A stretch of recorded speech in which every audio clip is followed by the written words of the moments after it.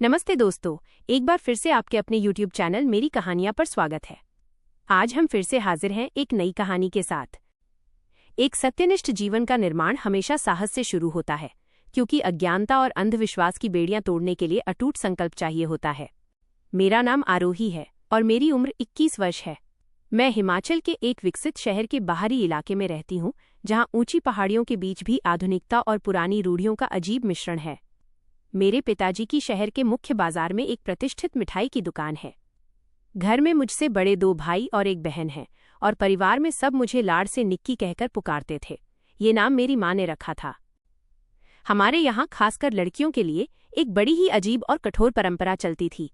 यदि शादी के 5 महीने बीत जाने के बाद भी कोई बहू गर्भवती नहीं होती, तो उसे अनिवार्य रूप से शहर के प्रसिद्ध ज्योतिष पंडित आचार्य वेदांत के गर्भ संस्कार अनुष्ठान के लिए 5 दिन के लिए उनकी मठ कोठरी में भेज दिया जाता था। ये बात सुनकर मुझे हमेशा एक गहरी बेचैनी महसूस होती थी।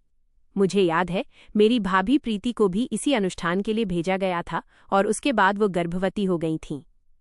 एक दिन जब मैंने भाभी से इस रहस्य के बारे में पूछा, तो उनके चेहरे के भाव ऐसे बदल गए जैसे किसी ने उनकी आत्मा निचोड़ ली हो। उनके चेहरे का रंग उड़ गया और उनकी आंखों से आंसू बहने लगे। वो कांपते हुए कहने लगी, निक्की, तुम अभी बच्ची हो, इन चीजों में मत पड़ो।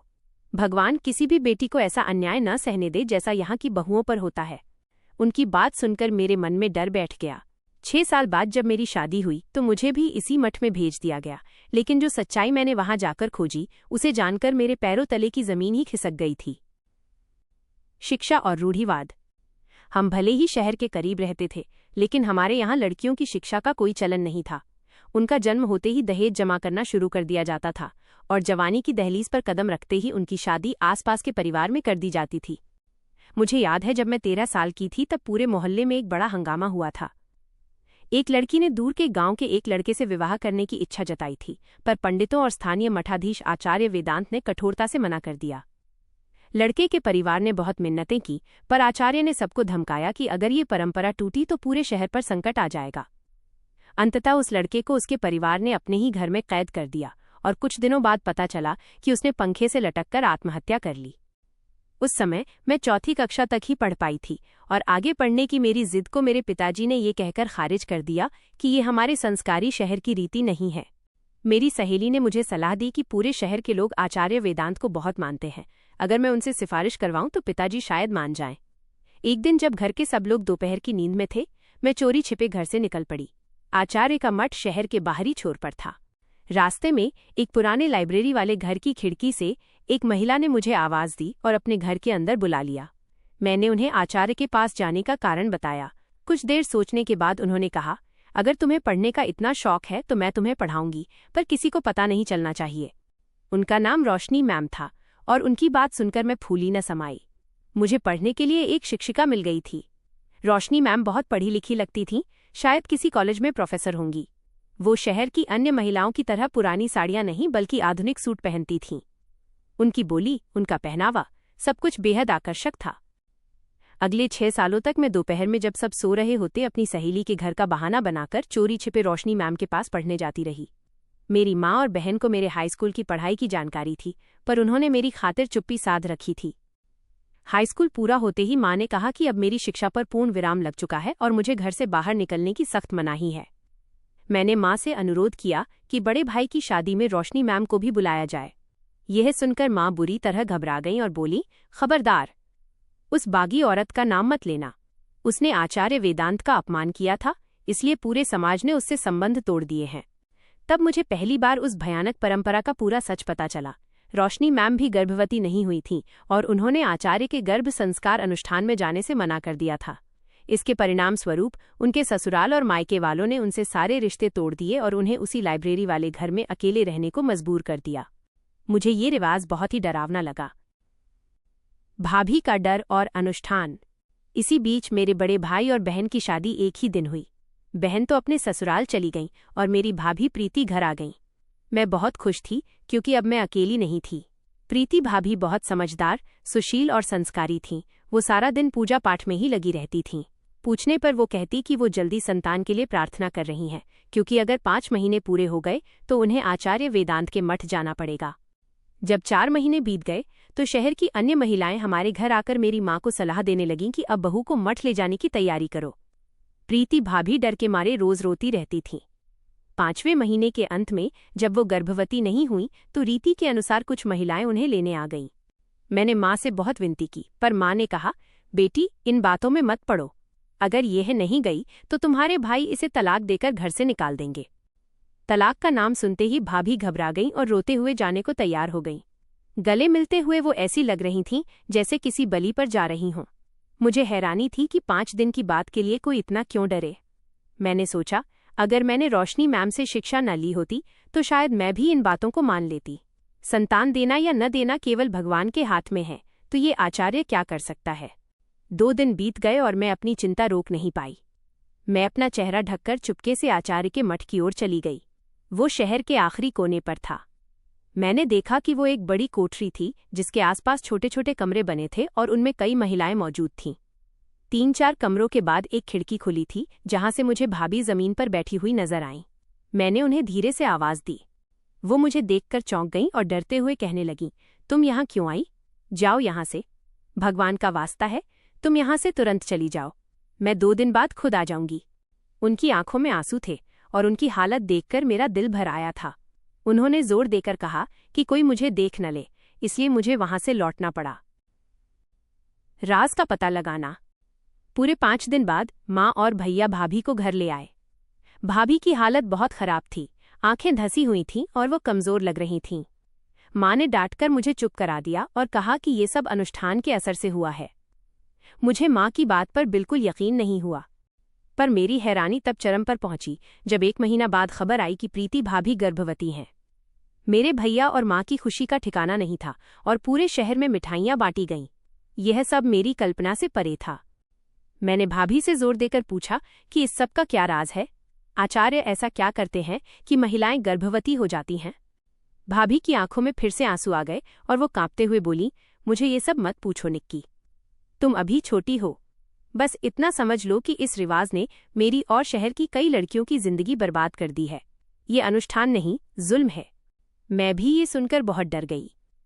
9 महीने बाद भाभी ने एक प्यारी सी बेटी को जन्म दिया, पर चौंकाने वाली बात ये थी कि संतान के लिए इतनी प्रार्थना करने वाली भाभी अपनी बेटी को देखती तक नहीं थीं। उन्हें देखकर लगता ही नहीं था कि ये उनकी अपनी बेटी है।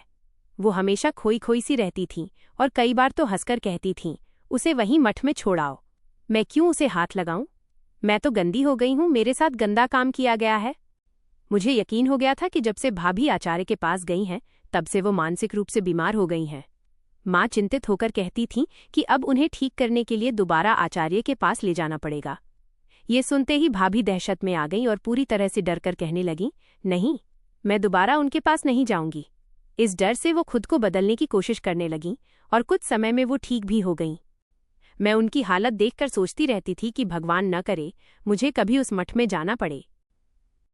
उलझन और मेरा विवाह। इसी तरह 2-3 साल गुजर गए और मेरी एक पक्की सहेली की भी शादी हुई। वह भी 5 महीने तक गर्भवती नहीं हुई तो उसे भी आचार्य के पास भेजा गया। पर जब वो वापस आई तो बिल्कुल खुशहाल थी और उसने बताया कि उस पर अच्छे से मंत्र पाठ और इलाज किया गया था और उसके साथ कुछ गलत नहीं हुआ। वह भी गर्भवती हो गई। मेरे सामने एक ही व्यक्ति के बारे में 2 विरोधी कहानियां थीं और मैं बहुत उलझन में थी। मेरे लिए एक अच्छा रिश्ता आया और जल्द ही मेरा विवाह रोहन से हो गया। मैं बहुत खुश थी क्योंकि रोहन एक बेहतरीन इंसान थे। जैसे ही मेरी शादी को 3 महीने हुए वैसे ही आस पड़ोस की महिलाओं ने मेरे ससुराल में बच्चा पैदा होने की बातें शुरू कर दीं। मैं बहुत परेशान होकर रोशनी मैम के पास गई और उनसे सलाह मांगी। उन्होंने कहा, बेहतर होगा कि तुम 5 महीने बाद झूठ बोल दो कि तुम गर्भवती हो। मैंने कहा, इससे तो राज खुल जाएगा। उन्होंने कहा, तब तो एक ही रास्ता है, तुम वहां जाने से इनकार कर दो। मैंने दुखी होकर कहा कि मैं आपकी तरह कैद की जिंदगी नहीं जीना चाहती, बल्कि मैं वहां जाकर सच का पता लगाऊंगी कि आखिर वहां चल क्या रहा है। मैंने अपनी सास से कहा कि मैं अनुष्ठान के लिए जाने को तैयार हूं। रीति के अनुसार मेरी सास और 2 महिलाएं मुझे आचार्य वेदांत की कोठरी पर छोड़ने चली गईं। रास्ते में मुझे प्रीति भाभी मिली जिन्होंने आंखों के इशारे से मुझे रुकने के लिए कहा, पर मैं इतने सालों के सवालों के जवाब जानने के लिए बेताब थी। पहली बार मठ में। जैसे ही मैंने मठ के अंदर कदम रखा मैं हैरान रह गई। वहां का माहौल एकदम अलग था। चारों तरफ पवित्र श्लोकों का पाठ हो रहा था, अगरबत्ती की खुशबू आ रही थी आचार्य वेदांत एक काले पत्थर के सामने आंखें बंद कर बैठे थे और लोग उन पर कुछ पढ़कर फूंक रहे थे। मैंने उन्हें पहले कभी नहीं देखा था। ये तो वो जगह नहीं थी जिसके बारे में भाभी ने बताया था। मेरी सास मुझे आचार्य के कहने पर एक छोटे सादे कमरे में छोड़कर चली गईं, जहां चारों तरफ केवल चटाई बिछी थी और मोमबत्तियां जल रही थीं। रात को एक लड़की मुझे खाना देने आई और मैं डरते डरते सो गई। आधी रात को मुझे महसूस हुआ कि कमरे में कोई आया है। मेरे तो होश ही उड़ गए। तभी मोमबत्ती की रोशनी में मैंने देखा कि वो और कोई नहीं, मेरे पति रोहन थे। उन्होंने बताया कि माँ ने उन्हें भेज दिया कि कहीं मैं अकेली डर न जाऊं। मुझे बहुत तसल्ली हुई, मेरा शक गलत निकला। अगले दिन आचार्य ने हमें बुलाया, कुछ मंत्र पढ़े और रोहन काम पर चले गए। शाम को वो फिर वापस आ गए। मैं वहां के माहौल से बहुत प्रभावित थी। बस एक बात समझ नहीं आई कि मेरे पति ने आचार्य को इतने सारे पैसे क्यों दिए। रोहन ने कहा, अरे पगली, वो फीस नहीं है। आचार्य इतने अच्छे हैं, वो किसी से जबरदस्ती नहीं लेते। ये सब लोग अपनी खुशी और हैसियत से दान करते हैं। 5 दिन तक मेरा इलाज चलता रहा। मुझे पीने के लिए दवाइयां दी गईं और आचार्य कुछ फूंकने आते थे, पर उन्होंने मुझे नजर उठाकर भी नहीं देखा। भाभी की सारी बातें मुझे झूठी लगने लगीं। मैं पूरे 5 दिन वहां रहकर वापस आ गई। दूसरा अनुष्ठान, सच्चाई का खुलासा। मेरी सास और रोहन को पूरा यकीन था कि मैं जल्द ही गर्भवती होने की खबर सुनाऊंगी, पर 2-3 महीने गुजर गए और मैं गर्भवती नहीं हुई। अब लोग तरह तरह की बातें करने लगे थे कि लगता है इन पति पत्नी के पाप ज्यादा हैं। मैं परेशान होकर अपने मायके चली गई, जहां भाभी मौजूद थीं। उन्होंने मुझे देखते ही कहा, क्यों, हो गया शौक पूरा? मैंने मना किया था, पर तुम नहीं मानी। मुझे गुस्सा आया और मैंने कहा, आपने मुझसे झूठ क्यों बोला? वो आचार्य तो बहुत शरीफ इंसान है, वहां कुछ भी गलत नहीं होता। ये सुनकर भाभी हंस पड़ी और बोली, तो फिर तुम अब तक गर्भवती क्यों नहीं हुई और मैं क्यों हो गई? मैं भी तो वहीं गई थी ना। मेरे पास कोई जवाब नहीं था। भाभी ने कहा, अब तुम देखना, रोज तुम्हारे घर 2 महिलाएं आएंगी और कहेंगी कि अपने पापों का प्रायश्चित करने के लिए दोबारा आचार्य के पास जाओ। तुम नहीं जाना चाहोगी तो भी ये तुम्हें मजबूर कर देंगे और इस बार तुम्हारा पति भी तुम्हारा साथ नहीं देगा। मैं डरकर वापस ससुराल आ गई और वही हुआ जैसा भाभी ने कहा था। रोज अलग अलग महिलाएं मेरी सास को समझाती कि मुझे दोबारा मठ ले जाया जाए। मैं इन हालात से तंग आ चुकी थी और मेरी सास के तेवर भी बदलने लगे थे। एक दिन मैंने रोहन से कहा कि चलो दोबारा चलते हैं। भाभी की हर बात सच साबित हो रही थी।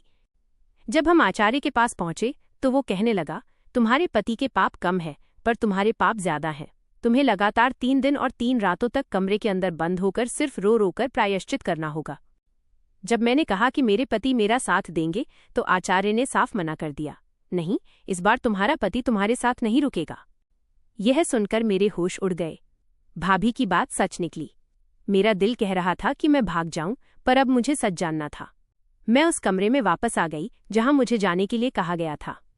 थोड़ी ही देर में आचार्य वेदांत कमरे में आ गया। मैंने पूछा, आप यहाँ क्या कर रहे हैं?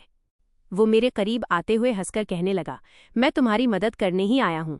तुम जरूर माँ बनोगी, पर एक शर्त है, तुम्हें वैसा ही करना होगा जैसा मैं कहूँगा। उसने जो शर्त बताई उसे सुनकर मेरे पैरों तले की जमीन निकल गई। भाभी सही कह रही थी, वो इंसान नहीं, इंसान के रूप में छिपा एक दरिंदा था। मैंने जब इनकार किया तो वो भावनात्मक ब्लैकमेल करने लगा। इस तरह तो तुम कभी माँ नहीं बन सकती, लोग तुम्हें बेइज्जत करेंगे, तुम्हें तलाक हो जाएगा। मेरी मानो तो अपनी शादीशुदा जिंदगी बचाने के लिए ऐसा ही करो। मैंने पूछा, यकीनन तुम्हारे पास जो औरतें आती हैं, तुम उनके साथ भी यही सब करते होगे? वो हंसा और बोला, हाँ, ये लड़कियां बेबस और लाचार होती हैं। तलाक के डर से ये मेरे बच्चों की माँ बनकर अपनी शादीशुदा जिंदगी बचा लेती हैं। मैंने गुस्से से कहा कि तुम्हें मासूम लोगों को धोखा देते हुए शर्म नहीं आती? वो ठहाका मारकर हंसा और कहने लगा, इस रिवाज की शुरुआत मेरे पिता ने की थी। ये गांव वाले मासूम नहीं, ये तो पहले से ही बेवकूफ हैं जो अपनी बहन बेटियों को गैर मर्द के हवाले छोड़ जाते हैं। मैंने उससे पूछा कि जब मैं पहली बार आई थी तो सब कुछ इतना अलग क्यों था? उसने कहा, मैंने पूरे शहर में अपनी मुखबिर महिलाएं फैलाई हुई हैं। उन्हीं की खबर से मुझे पता चला कि तुम मेरी असलियत जानने आ रही हो, इसीलिए मैंने अपना भेष बदल लिया और तुम्हें शक करने का मौका ही नहीं दिया। मैंने ही उन औरतों को दोबारा तुम्हारे घर भेजा ताकि वे तुम्हें इतना मजबूर कर दें कि तुम्हें यहाँ आना ही पड़े। मैंने सोचते हुए कहा कि अगर मैं ये सच्चाई सबको बता दूं तो क्या होगा? वो हंसा और कहा, कोई तुम्हारी बात का यकीन नहीं करेगा, क्योंकि शायद तुमने ही लोगों के सामने मेरी तारीफ की थी। यह सुनकर वो मेरी ओर बढ़ा। यह सोचकर कि मैंने उसकी शर्त मान ली है, मगर मैं उससे थोड़ा और आगे बढ़ी और झटके से कमरे के पर्दों को हटा दिया। पर्दों के पीछे मेरे पति रोहन, मेरे भाई और कुछ अन्य महिलाएं और पुरुष खड़े थे। आचार्य वेदांत के चेहरे का रंग उड़ गया और वो पसीने से भीग गया। उसने कभी सपने में भी नहीं सोचा होगा कि बाजी ऐसे पलट सकती है। जब मैं पहली बार आई थी और मैंने सबको आचार्य की तारीफ की थी, वो झूठ नहीं था। मैंने बस वही बताया था जो मैंने देखा था। अगर मैं सच बता देती तो कोई मुझ पर यकीन नहीं करता, इसीलिए मैंने ये व्यवस्था की कि लोग सच्चाई को अपनी आंखों से देखें और अपने कानों से सुनें। उस छोटे से कमरे में मैंने पहले से ही कुछ जवान मर्दों और औरतों को पर्दों के पीछे छुपा दिया था। मेरे पति ने आगे बढ़कर आचार्य की पिटाई शुरू कर दी और बाकी मर्द भी उनके साथ मिल गए। मैंने उन मुखबिर महिलाओं को पकड़ लिया जो शहर में ये फसाद फैलाती थीं। इस पूरी कामयाबी का श्रेय मेरी भाभी प्रीति को जाता है, जिन्होंने मुझे हिम्मत दी। रोशनी मैम ने जब ये बात सुनी तो मुझे गले से लगा लिया और कहा कि जिस काम की हिम्मत वो सारी जिंदगी नहीं कर पाई, वो मैंने कर दिखाया। मेरी सहेली ने भी माफी मांगी और बताया कि आचार्य ने उसे तलाक की धमकी देकर नाटक करने को मजबूर किया था। सारे शहर वालों की आंखें खुल चुकी थीं। आचार्य वेदांत को पुलिस के हवाले कर दिया गया और उसे कठोरतम सजा दिलवाई गई। उस दिन के बाद शहर का माहौल हमेशा के लिए बदल गया। लोगों ने अपनी बेटियों को शिक्षा देना शुरू किया और अंधविश्वास की बेड़ियां टूट गईं। कुछ महीनों बाद मैंने भी एक प्यारे से बच्चे को जन्म दिया। साहस वह शक्ति है जो हमारी आवाज को उस समय भी बुलंद करती है जब हम अकेले होते हैं, और एक जागरूक समाज ही हर अन्याय के विरुद्ध सबसे बड़ी ढाल होता है। दोस्तों, मेरी कहानियां चैनल की वीडियो कैसी लगी? कमेंट करके जरूर बताएं। वीडियो को लाइक और चैनल को सब्सक्राइब जरूर करें।